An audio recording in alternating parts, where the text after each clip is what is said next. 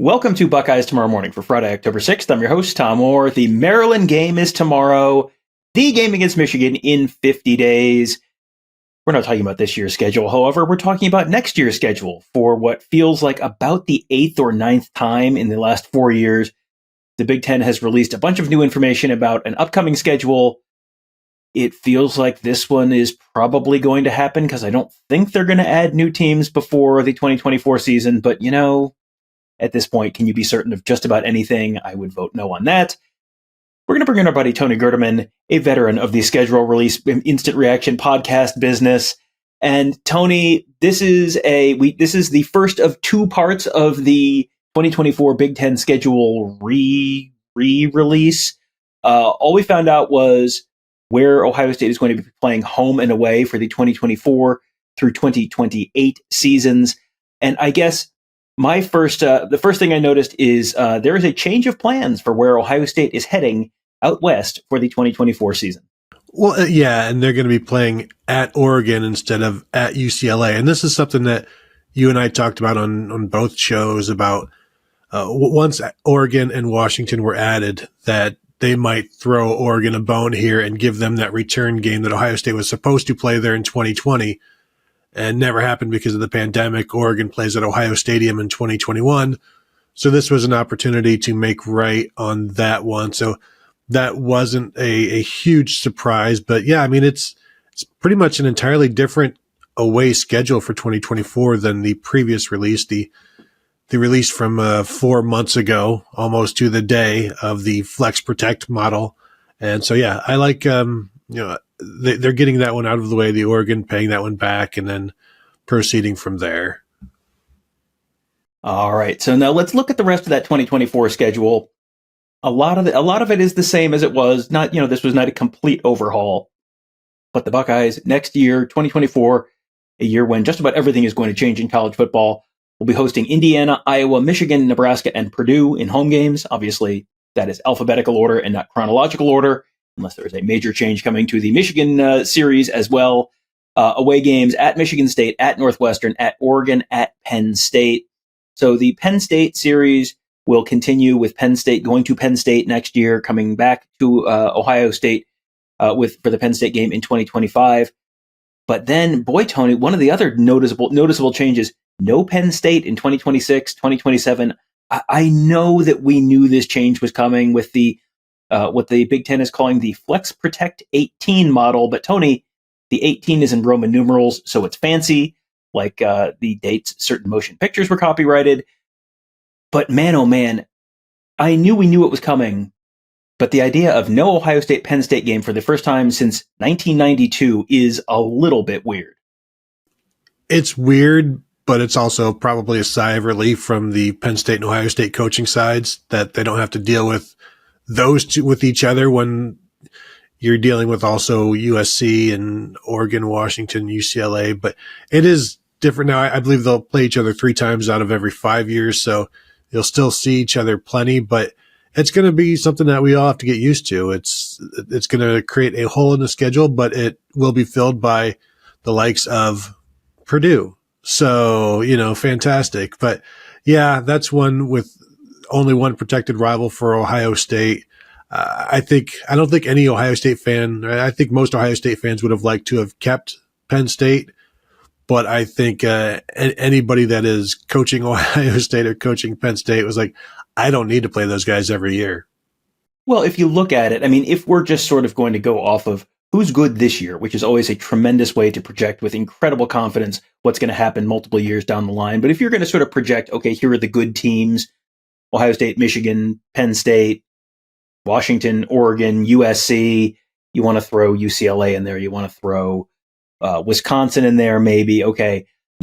There are a bunch of years where Ohio State has, they're going to have a couple. I mean, 2024, you play Michigan at home, you play Oregon and Penn State on the road. 2025, you got Penn State, UCLA at home, Michigan, Washington, Wisconsin on the road. 2026, you got Michigan at home, Oregon at home, USC on the road. 2027, you've got Nebraska. Said Nebraska there. Maybe they'll be good between now and then. Who knows? It's a long way away. You got USC at home. You got Michigan on the road. You got Oregon on the road. 2028, you got Michigan at home, you got Washington at home, you got Wisconsin at home, you got Penn State and UCLA on the road. I mean, looking at this, I know that, sort of objectively, people understand that the Big Ten is adding a bunch of good teams, but there are years where Rutgers is not on the schedule. There are years where Maryland is not on the schedule. And those teams have been replaced.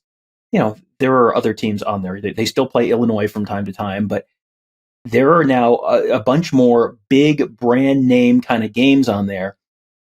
Is this a coincidence that this is happening at the same time as the 12-team playoff expansion?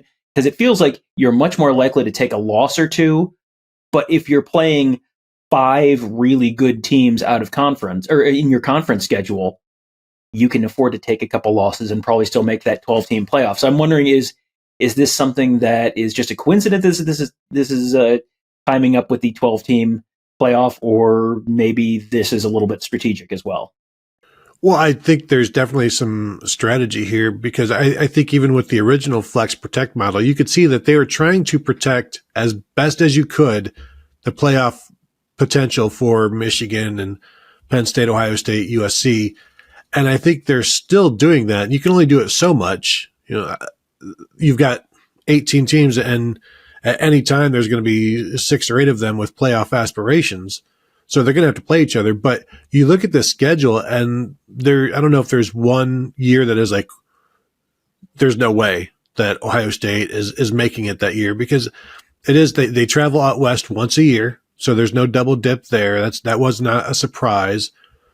And they only play the West Coast teams, they don't get just bombarded. You're not there's, I think, one year in there where there's like 3 questionable, tough road games. Maybe it was, Michigan, Washington, and Wisconsin in 2025. That's not ideal, but that's about the extent of the difficulty. And then we don't even wrap in the non-conference stuff, which we can talk about in a minute. But I think they've done as much as they can, and we'll see the other schedules coming out as well, because there are going to be some schedules like, Indiana's not on Ohio State's schedule in 27, 28, but I'm imagining they have some where it's like USC, Michigan, Washington. Like, what are we supposed to do with this? But for Ohio State being Ohio State, I don't see any schedule which is like, that's 3 losses, Yeah, and I mean, that's a testament to what the Ohio State football program is right now, because as you mentioned, we're talking about 5 pretty good to, kind of top 20 at least in an average year kind of teams on some of these schedules.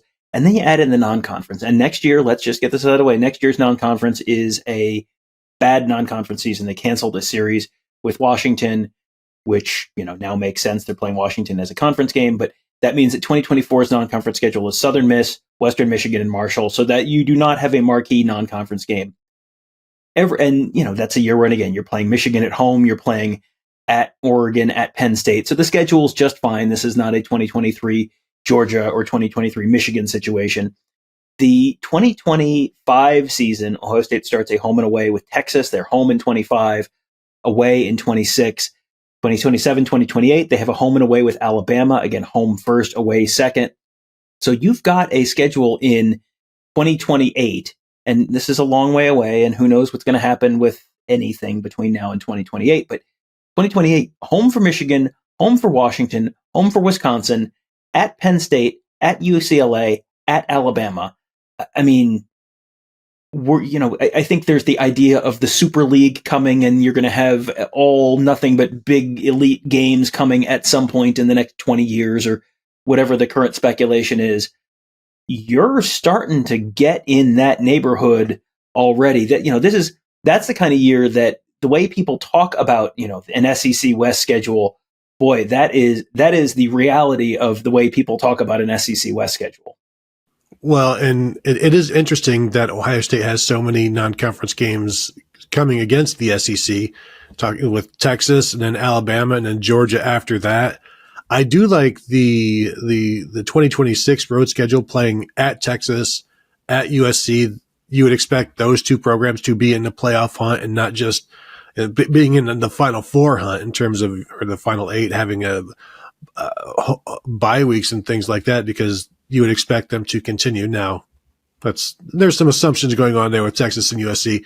I do kind of think they are back, but there's some really interesting uniform games throughout all of this that I think everybody is looking forward to. And I was a little surprised that they gave us all the way from 25 to 28. Like, I was thinking maybe 24 and 25, but I guess since they have released this plan of, you're playing everybody home and away at least once over 5 years, it makes sense then to give us the 5-year plan then. And, it's not like this stuff hasn't changed before. I mean, this is the third version of the 2024 schedule, and this is not the final version yet with the dates and times and all that kind of stuff. This is at least because they had one prior to the USC UCLA editions, and then they had a new one after that, and now this is at least the third edition of that. And 2020 they went through multiple variations of the schedule, and so yeah, this is not all written in stone by any means. But I think another thing that's interesting to look at is there are always these places where Ohio State goes this long stretch of time without traveling. So they will not travel to Indiana, Iowa, Nebraska, or USC again after the season until 2026. So your trip to the Coliseum is going to have to wait a couple of years. 2020, no trip to Minnesota or Rutgers until 2027. So make sure you savor that trip to Piscataway this year. Won't get to do that again for a few years. No trip to UCLA or Maryland until 2028.